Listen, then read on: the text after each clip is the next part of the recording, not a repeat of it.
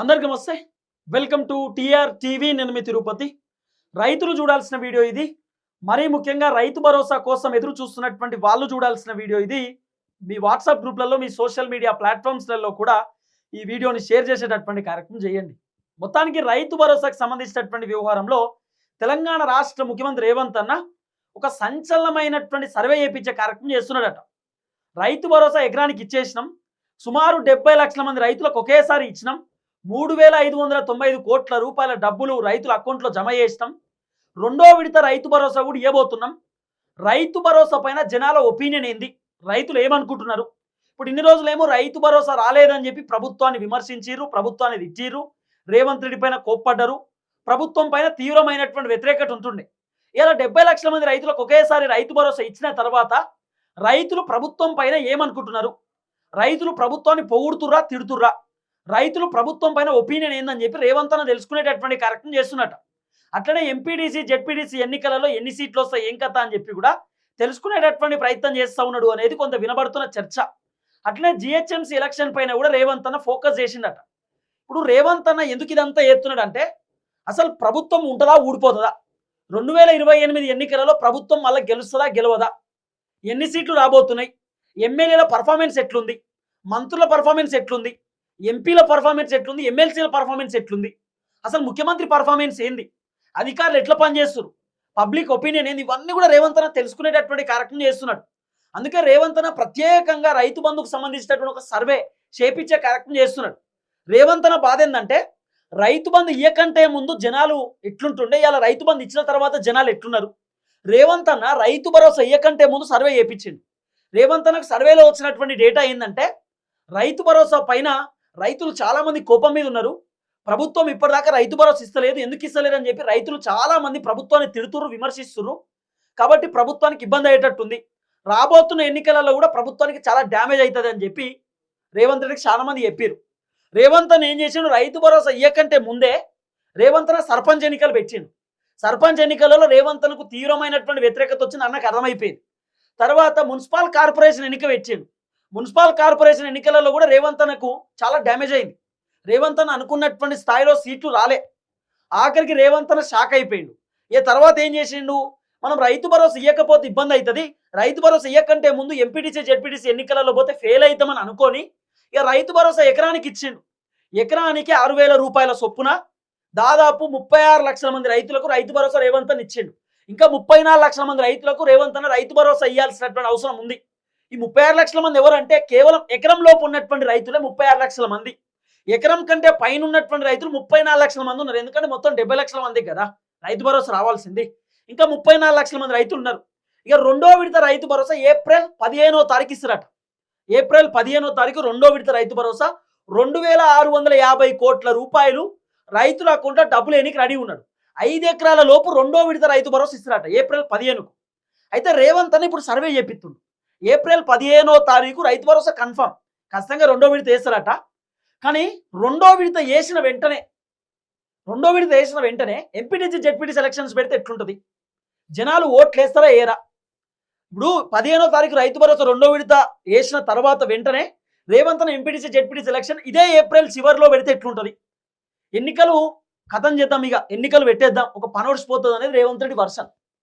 అసలు రేవంత్ రెడ్డి సర్వేలో ఏముంది, ఏం కథ అనేది మనం పిన్ టు పిన్ మాట్లాడుకుందాం. ఫస్ట్ టైం మన ఛానల్ చూస్తున్న వాళ్ళు దయచేసి సబ్స్క్రైబ్ చేయండి, షేర్ చేయండి, లైక్ చేయండి. మీరు సబ్స్క్రైబ్ చేసుకోవడం ద్వారా నాకు ధైర్యం వస్తుంది, బలం వస్తుంది. నేను ఇంకా ప్రజా సమస్యలపైన గట్టిగా మాట్లాడతా, రైతుల సమస్యలపైన ప్రభుత్వాన్ని గట్టిగా ప్రశ్నిస్తా. రైట్గా టాపిక్లోకి పోతే, రేవంత్ అన్న రైతు భరోసా ఇచ్చేసినాం, రైతుల అకౌంట్లో వేసేసినాం, ఇక రైతులు కూడా చాలా ఖుషి ఉన్నారు, రైతులు చాలా మంది సంతోషపడుతున్నారు. ఈ టైంలో రైతుల దగ్గరికి పోయి ఎట్లున్నది కాంగ్రెస్ ప్రభుత్వం మంచిగుందా అని చెప్పి అడిగితే రైతులు ఖచ్చితంగా మాకు ఎకరానికి రేవంత్ రెడ్డి పైసలు వేసిండు, యూరియా బత్తాలు కూడా వస్తున్నాయి, యాప్ పెట్టిండు యూరియా బత్తాలకు, రేవంత్ రెడ్డి గొప్పోడు, చాలా అద్భుతం, రేవంత్ రెడ్డి మంచి పనులు చేస్తున్నారు, రైతులు అనుకుంటారేమో అని రేవంత్ అని అనుకున్నారు. కానీ రైతులు అట్లా అనుకుంటలేరట. చాలా మంది రైతులు చెప్తున్నారట కదా, ఇప్పుడు గ్రామ సభలు కూడా పెట్టిండు అన్న. రేవంత్ అన్న గ్రామ సభలు ఎప్పుడో పెట్టాల్సింది, కానీ రైతు భరోసా ఇచ్చిన తర్వాతే గ్రామ సభలు పెడదాం అనుకున్నాడు. రేవంత్ అన్న గ్రామ సభలు పెట్టడానికి గల కారణం ఏంటంటే, ఊర్లో ఎట్లుంది కథ, ఊర్లో జనాలు ఏమనుకుంటారు ప్రభుత్వం మీద అని చెప్పి తెలుసుకోవడానికి కూడా గ్రామ సభలు పెట్టిండు. ఇక ఎమ్మెల్యేలు, ఎంపీలు, మంత్రులపైన కూడా రేవంత్ అన్న ఫోకస్ పెట్టిండు. ఎమ్మెల్యేల పేర్లు తీసి మరి అడుగుతురట ఊళ్ళే కొంతమంది అధికారులు, మీ ఎమ్మెల్యే మీ ఊరికి ఎప్పుడైనా వచ్చిండా, మీ ఎమ్మెల్యే మంచిగా పనిచేస్తుండా, మీ ఎమ్మెల్యే దగ్గర పోతే ఎప్పుడైనా కలుస్తుర్రా అని చెప్పి కూడా రేవంత్ అని అడిగిపిస్తున్నాడు. ఒక ఇంటెలిజెన్స్ సర్వే అన్నట్టు ఇదంతా. రేవంత్ అన్న సర్వే చేపిస్తున్నాడు ఒక టీంని పెట్టి. ఆ టీం ఊర్లోకి పోయి అడుగుతున్నాడు, ఎమ్మెల్యే కలుస్తుండా, ఎమ్మెల్యే మాట్లాడుతున్నా, ఎప్పుడైనా వస్తుండా అంటే జనాలు చాలా మంది మా ఎమ్మెల్యే గెలుసుడే గుత్త అటే పోయిండు, ఒత్తలేడు, మాట్లాడతలేడు, కలుతలేడు, పోయినా కలవాడు, ఏమనంటే హైదరాబాద్ పోతున్నాడు అని చెప్పి చాలా మంది జనాలు చెప్తున్నారట. ఇక మీ ఊర్లో సమస్యలు ఏమున్నాయని చెప్పి అడిగితే వాటర్ ట్యాంక్ లేదు, నీళ్ళు వత్తలేవు, డ్రైనేజ్ ప్రాబ్లం ఉన్నది, గట్టిగా వర్షం పడితే ఊర్లకు నీళ్ళు వస్తున్నాయి, లేకపోతే తాగడానికి నీళ్ళు వత్తలేవు, ఎండాకాలంలో చాలా ఇబ్బంది అవుతుంది, మోర్లు లేవు, బుగ్గలు లేవు పోలికి, ఇట్లా రకరకాల ఇష్యూస్ చెప్తున్నారట జనాలు కూడా. ఊళ్ళే మాకు స్కూల్ కూలిపోయింది, గుడి లేదు, బడి లేదు, అదోటి ఇదోటి చెప్తున్నారట జనాలు. ఇవన్నీ కూడా నోట్ చేసుకొని రేవంత్ రెడ్డి దగ్గర రిపోర్ట్ తీసుకుపోతారట. అయితే రేవంత్ అన్న రైతు భరోసా సర్వే ఏం చెప్పించిందంటే అసలు రైతులు ఏమనుకుంటున్నారు. ఇప్పుడు 70 లక్షల మంది రైతులు కదా, రేవంత్ అన్నకు రైతులు చాలా ఇంపార్టెంట్. ఎందుకు రేవంత్ అన్న ఇది రైతు ప్రభుత్వం, రైతు రాజ్యం అంటున్నాడు అంటే 70 లక్షల మంది, మీరు బాగా గుర్తుపెట్టుకోరి, 4 కోట్ల మంది జనాభాలో 70 లక్షల మంది రైతులు ఉన్నారు. 70 లక్షల మంది రైతులకు రైతు భరోసా వస్తుంది. ఒకవేళ కాంగ్రెస్ పైన రైతులకు కోపం వచ్చిందనుకో, రైతులు కాంగ్రెస్ ప్రభుత్వం పైన తిరుగుబాటు చేసిరనుకో, ప్రభుత్వమే ఊలిపోతుంది. 2028 ఎన్నికలలో రైతులు తలుచుకుంటే ప్రభుత్వం రాదు.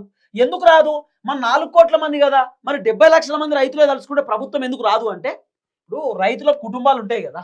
ఇప్పుడు మా నాయన ఉన్నాడు, మా నాయనకు కాంగ్రెస్ పైన కోపం వచ్చిందనుకో, నాకు మా అమ్మకి చెప్తాడు కాంగ్రెస్ కోటేయకుర్రా అని చెప్తాడు. మా ఇంట్లో 3 ఓట్లు పోయినట్టే కదా.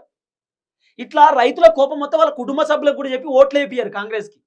అట్లా రేవంత్ రెడ్డికి కొన్ని కోట్ల ఓట్లు పడాయి, లాస్ కదా రేవంత్ అన్న.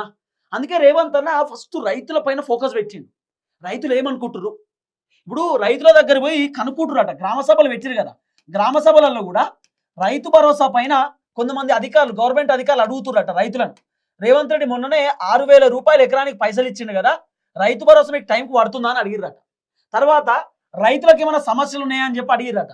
చాలా మంది రైతులు ప్రభుత్వానికి వ్యతిరేకంగా ఆన్సర్ ఇచ్చిరట. రేవంత్ రెడ్డి కంటే కేసీఆర్ నయము, కేసీఆర్ మాకు టైంకి రైతు భరోసా ఇచ్చేటోడు, అకౌంట్లో 5,000 రూపాయలు ఎకరానికి పడుతుండే, అన్లిమిట్ పంట, 10 ఎకరాలు ఉంటే 10 ఎకరాలకు పడుతుండే, 100 ఎకరాలు ఉంటే 100 ఎకరాలకు వస్తుండే. ఈ రేవంత్ రెడ్డి వచ్చిన తర్వాత 2024 సంవత్సరం మొత్తం రైతు భరోసా ఇయ్యలే. 2025లో జనవరిలో ఇచ్చిండు, మార్చి దాకా ఇచ్చుకుంటూనే వచ్చిండు. ఇప్పుడు మళ్ళా మొన్ననే రైతు భరోసా ఎకరానికి అంటుండు, మళ్ళీ ఇంకో ఎకరానికి అంటుండు, 2 ఎకరాలకు అంటుండు. అసలు ఈయన కథ ఏందో మాకు అర్థమైతలేదు. రేవంత్ రెడ్డి కంటే కేసీఆర్ నయం అని చెప్పి కేసీఆర్ పేరు తలుచుకుంటున్నారట. రేవంత్ రెడ్డికి వచ్చిన బాధ ఇదే.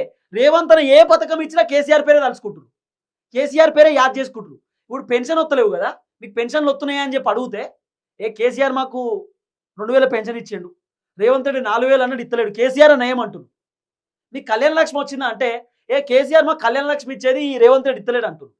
కేసీఆర్ ఉన్నప్పుడు మాకు రోడ్లు వేసిండు, కేసీఆర్ ఉన్నప్పుడు గుడి కట్టిండు, బడి కట్టిండు, కేసీఆర్ కాలేజ్ కట్టిండు, కేసీఆర్ గవర్నమెంట్ దవాఖాన కట్టిండు. ఇట్లా కేసీఆర్ గురించి మాట్లాడుతున్నారు మొత్తం. రైతులు కూడా కేసీఆర్ని పొగుడుతురాట. యూరియా బత్తాల కొరత లేదు కేసీఆర్ ఉన్నప్పుడు, టైంకి యూరియా బత్తాలు వస్తుండే. ఇలా యూరియా బత్తాల కోసం లైన్లు కట్టాల్సిన పరిస్థితి లేదు కేసీఆర్ ఉన్నప్పుడు. ఒక ఆటో డ్రైవర్ పైసలు ఇస్తే ఆయనే పట్టుకొచ్చి ఇంటికాడ వేసిపోతుండే. ఇలా యాప్లు గీపులు పట్టుకొస్తే దాంట్లో యూరియా బత్తాలు లేవు అని చెప్పి రేవంత్ రెడ్డిని తిడుతుర్రు. రేవంత్ రెడ్డిని తిడుతురాట రైతులు. రేవంత్ అన్నకు కథ అంతా అర్థమైపోయింది. రేవంత్ అన్న క్లారిటీకి వచ్చిండు, మనం ఎంత చేసినా కేసీఆర్ పేరే యాడ్ చేసుకుంటారు, మనం ఎంత చేసినా కేసీఆర్ పేరే మారుమవుతుంది అనేది రేవంత్ అన్నకు అర్థమైంది. రేవంత్ అన్న ఏమనుకుంటారు, రైతు భరోసా ఎకరానికి ఇస్తే కథం ఇక రైతులు అందరూ సంతోషంగా ఉంటారు, కాంగ్రెస్ ప్రభుత్వానికి చాలా పాజిటివ్ ఉంటారేమో అనుకున్నాడు. కానీ పాజిటివ్ ఏం లేదట. రేవంత్ అన్న ఏం ప్లాన్ చేసి తెలుసా, 70 లక్షల మంది రైతులకు ఒకేసారి రైతు భరోసా ఇస్తే అబ్బా ఒకటేసారి ఇచ్చింది అని అనుకుంటారేమో అని ప్లాన్ చేసింది. ఈ 70 లక్షల మంది రైతులకు 5 ఎకరాలకు 6 ఎకరాలకు ఏమి వేయలే, ఎకరానికే అంటే 40 గుంటల లోపే ఇచ్చింది. ఇక 70 లక్షల మందికి ఒకేసారి ఇచ్చినామని ఇప్పుడు డైలాగ్ కొడుతున్నాడు. మొన్న కేరళ ఎన్నికలకు పోయి ఏమంటున్నాడు, 9 రోజులలో 9,000 కోట్ల రూపాయలు రైతు భరోసా డబ్బులు ఇచ్చినామని రేవంత్ అన్న పచ్చబద్దాలు చెప్తున్నాడు. జనాలకు తెలియదా? జనాలు ఇప్పుడు మాలాంటి వాళ్ళు ఈ వీడియోలు చూస్తే జనాలకు అర్థమవుతుంది కదా కథ ఏందో. కాబట్టి రేవంత్ అన్న అబద్ధాలను జనాలు గమనిస్తున్నారు.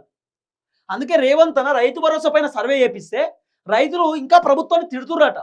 రేవంత్ రెడ్డి వల్ల మా పొలాలకు నీళ్ళు వస్తలేవు, కేసీఆర్ ఉన్నప్పుడు కాళేశ్వరం నీళ్ళని వస్తుండే, చిన్న చిన్న మడికట్లన్నీ నిండుతుండే, చెరువులు నింపి ఆ చెరువులకి వెళ్ళి నీళ్ళు వేస్తుండే.